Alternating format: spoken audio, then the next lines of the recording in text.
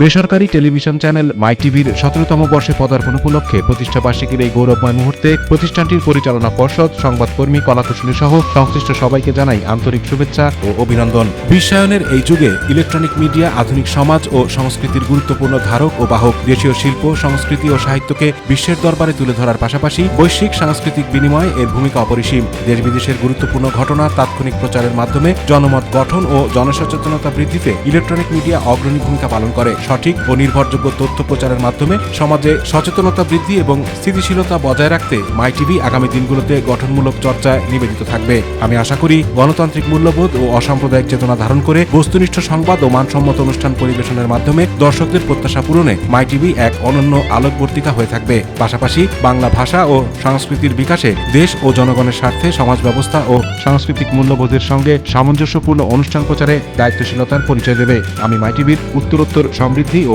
সাফল্য কামনা করি।